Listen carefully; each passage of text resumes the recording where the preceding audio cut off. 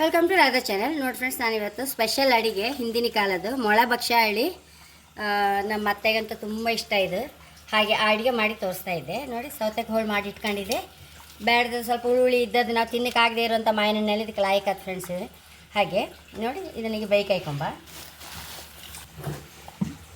ನೋಡಿ, ಸೌತೆಕಾಯಿ ಹುಳು ಹಾಕೊಂತ ಇದೆ.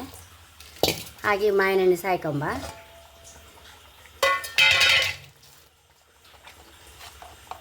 ಒಂಚೂರು ಅರಿಶಿನ, ಬೆಲ್ಲ ಹಾಕೊಂಬ.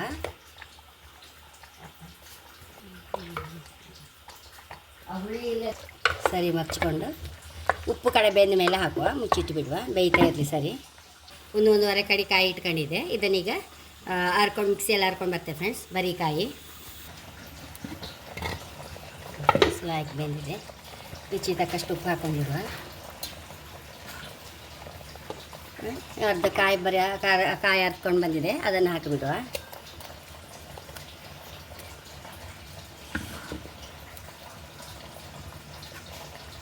ಮೆಣಸು ಬೇವನ್ನೆಲ್ಲ ಕತ್ತರಿಸ್ಕೊಂಡು ಇಟ್ಕೊಂಡಿದ್ದೆ, ಅದನ್ನು ಹಾಕೊಂಡ್ಬಿಡುವ.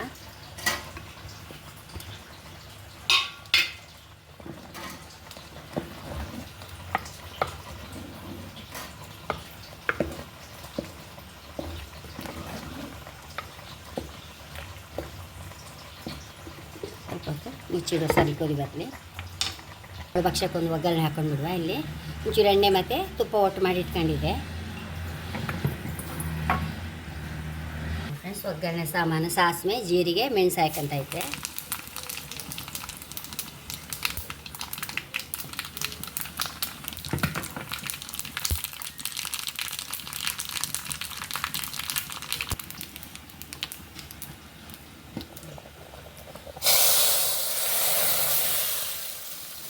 ಮಸಾಲ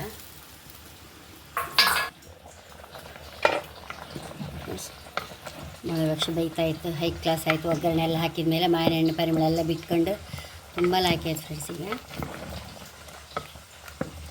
ನೋಡಿ, ಒಂದು ಬದಿ ಕೊಚ್ಚಕ್ಕಿ ಬೈತಾ ಇತ್ತು. ಒಂಚೂರು ಕೊಚ್ಚಕ್ಕಿ ಹಾಕೊಂಡು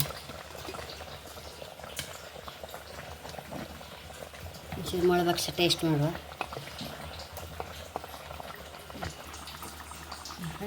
ಮಡಿಕೆ ಆದ ಕಾಡು ನೋಡಿ, ಕೆಳಗಿಟ್ಟ ಮೇಲೆ ಸ್ಯಾಂಗ ಕುದೀತಾ ಇತ್ತು. ಇನ್ನು ಸಹ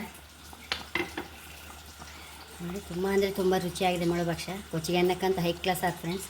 ಈ ಬ್ಯಾಡ್ರೆ ಸ್ವಲ್ಪ ಹುಳಿ ಮಾವಿನೆಣ್ಣೆ ಖಂಡಿತ ಇದೊಂದು ಅಡುಗೆ ಮಾಡಿ ಫ್ರೆಂಡ್ಸ್, ಹೈ ಕ್ಲಾಸ್ ಆಗುತ್ತೆ. ನನ್ನ ಚಾನಲ್ ಇಷ್ಟ ಆದರೆ ಸಬ್ಸ್ಕ್ರೈಬ್ ಮಾಡಿ, ಲೈಕ್ ಮಾಡಿ, ಕಾಮೆಂಟ್ ಮಾಡೋದಂತೂ ಮರಲೇಬೇಡಿ. Thank you.